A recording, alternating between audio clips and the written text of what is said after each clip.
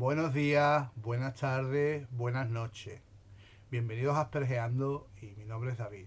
Antes de meterme en materia, voy a comentaros alguna cosilla, ¿vale?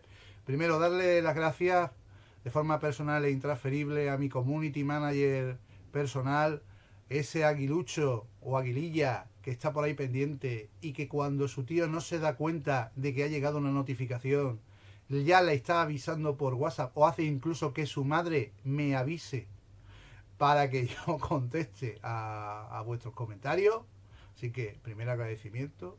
Segundo agradecimiento a Cintica Tube, que estoy siguiendo su canal de YouTube para ir aprendiendo a manejarme mejor con el canal y cómo funciona YouTube, porque la verdad es que ha cambiado mucho desde el tiempo que yo estuve trabajando para ellos, ¿vale? Y está todo muy distinto, todo muy... para el tema de la visibilidad, todo muy complicado, vamos, en relación a cómo estaba cuando yo trabajaba antes en este tipo de temas. Así que bueno, la estoy siguiendo, me dan muchos consejos. De hecho, me ha dado uno que le tengo que decir que de momento no lo voy a seguir, que es que me enrolle. Como yo me enrolle, Cintica, yo sé de uno que no va a terminar de escucharme porque no los ve, me usa de podcast para dormir, no me va a terminar de escuchar nunca. Porque en 5 semanas que tiene el canal ha conseguido escuchar un capítulo y medio, ¿vale? O sea que fíjate tú lo que le queda. Si yo empiezo a alargar durante 30, 40 minutos en un vídeo de los que yo subo, este hombre no termina de escucharme en la vida, ¿vale? Así que vamos de momento a no meternos por ahí. Si es verdad que estoy planteándome grabar más vídeos semanalmente y añadir algo más de contenido, ¿de acuerdo? Pero siempre que sean contenido que aporte, no que reste, no subir por subir, que eso es un pecado que se puede producir y se produce mucho por parte de los youtubers por intentar tener muchas visitas, muchas visualizaciones. Se trata de que haya contenido que os sirva, no poner la primera cosa que se me pase por la cabeza, ¿vale? Y, y bueno, y el tercer comentario que voy a hacer es que una suscriptora me ha comentado: David, dices mucho vale, así que voy a intentar no decir vale, ¿vale? Bueno, pues me voy a meter ya en materia. De lo que vamos a hablar hoy, por petición también de una suscriptora, por eso os digo que hagáis todos los comentarios y que sugiráis todo lo que queráis, porque yo voy a ir adaptando el contenido en función de los intereses que tengáis, ¿de acuerdo? Es sobre mi infancia, ¿no? De cómo hacía yo amigos cuando yo era pequeño. Entonces, una cosa muy importante que tenéis que tener en cuenta es que yo principalmente jugaba solo, ¿vale? Sobre todo al principio. Y el motivo es muy sencillo, ¿vale? A mí no me hacía falta jugar con otros niños, ¿de acuerdo? Porque yo me montaba, ¿ves? Ya acabo de decir un de acuerdo que también es otra de mis muletillas. Era por una sencilla razón, porque yo me montaba mundos imaginarios donde el interactuar con otros niños conllevaba negociar y fastidiarme la experiencia de juego. O sea, si tú estás jugando con los clics de Playmobil, por ejemplo, que yo jugaba mucho con los clics de Playmobil, eh, teníamos que negociar quién era el bueno y quién era el malo y al final tenía que ganar uno, ¿no? Ese tipo de cosas. Pues no, yo no quería hacer eso. Yo me montaba mi película, yo sabía quién eran los buenos, yo quería ganar a los buenos. Los malos estaban ahí, pues eso, porque eran los malos y yo contar una historia. Yo estaba pues con mis clics confederados contra los clics que eran franceses, por ejemplo. O sea, ese tipo de cosas, ¿no? Y con los indios y demás, ¿no? Me montaba, por ejemplo, mis tentes, que es el equivalente al Lego, era el Lego español.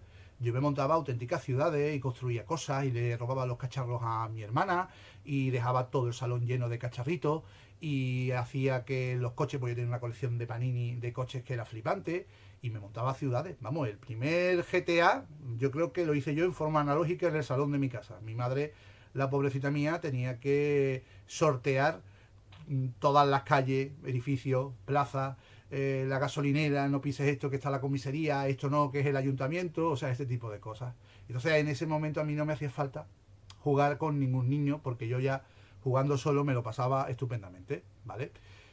¿Qué pasaba cuando yo iba al colegio? Claro, en el colegio sí tienes que interactuar, pero normalmente yo en el recreo estaba solo, no estaba con muchos niños, ¿de acuerdo? Normalmente yo tenía uno, dos, tres amiguitos, como mucho, y había muchas veces que yo estaba solo. ¿Eso era queriendo? No, no era queriendo. A mí me llegaron a hacer bullying, ¿de acuerdo? Pero sobre eso ya hablaremos en otro vídeo porque eso es mucho más extenso y tuvo muchas más consecuencias y ocurrieron muchas cosas a raíz de eso. Pero sí es verdad que a mí me hacían bullying y yo estaba solo. A mí no me gustaba jugar al fútbol, ni correr, ni pegar patadas. Me parecía, me invadían mi espacio personal, había mucho ruido. No me gustaba eso, yo quería estar tranquilo. Entonces los pocos amigos que yo tuve en el colegio eran amigos que eran niños tranquilos, que se venían conmigo y nos íbamos a una esquina de recreo, estábamos tranquilos. Por ejemplo, una cosa que hacíamos mucho, y eso lo empecé a hacer cuando ya nos trasladamos a Sevilla, era hacer bolitas de barro en los días de lluvia y le echábamos albero. El albero es arena amarilla, que es el que os veis en las plazas de toros. Bueno, aquí en Sevilla es muy habitual que en los parques echen albero, ¿vale? No veis arena normal, sino veis albero, arena amarilla, ¿no? Entonces lo llamamos albero, estábamos ahí entretenidos con nuestras cosas, ¿vale? O sea que, como digo, solía estar con pocos niños en el colegio. En la época en la que yo estuve en Madrid, que fue hasta los 8 años, yo realmente, que recuerde, tuve un amiguito de ir a su casa y de que yo fuera a la suya.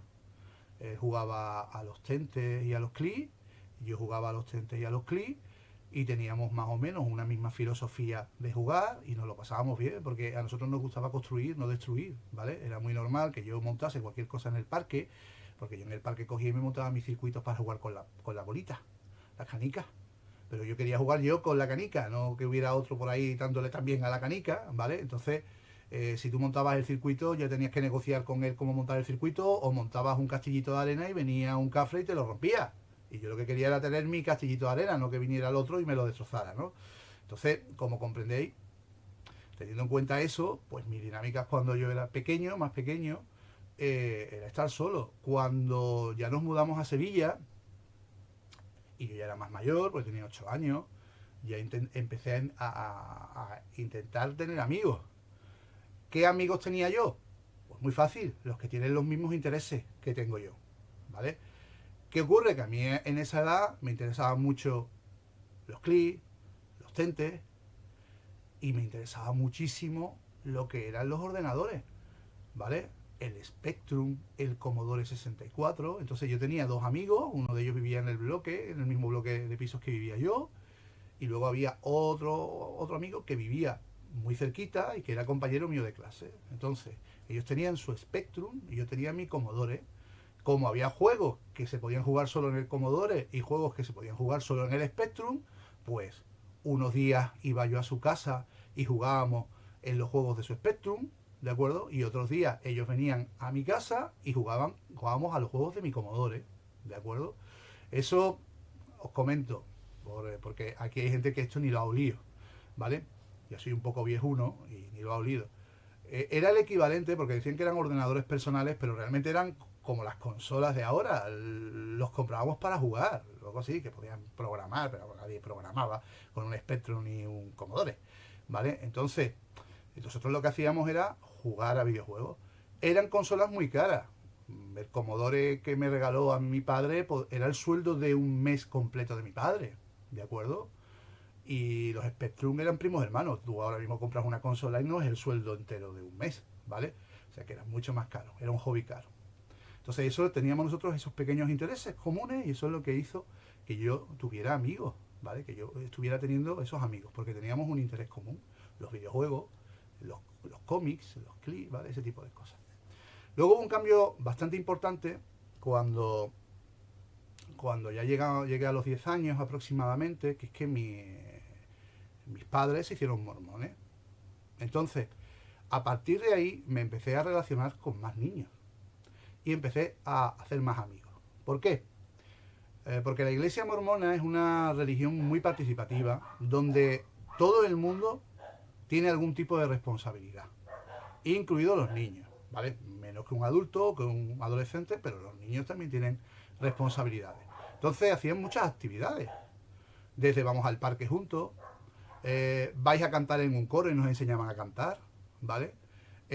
Vas a dar un discurso, vamos a hacer esto, vamos a hacer lo otro, y entonces empezabas a tener que interactuar mucho con la gente. Luego otra cosa buena que tenía, y que me vino a mí muy bien, es que estamos hablando de personas que tenían una serie de valores. Además hay que tener en cuenta que una religión suele ser de corte conservador, es más estricto, ¿de acuerdo?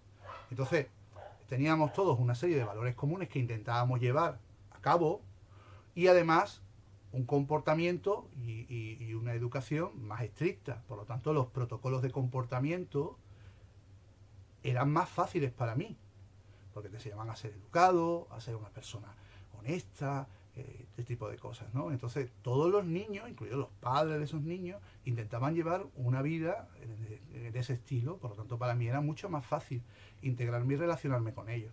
Ahí es cuando empecé realmente a encontrar amigos, porque había niños y niñas que tenían intereses comunes a los que tenía yo y con los que me era mucho más fácil relacionarme, porque hacíamos actividades, porque compartíamos muchas cosas, ¿de acuerdo?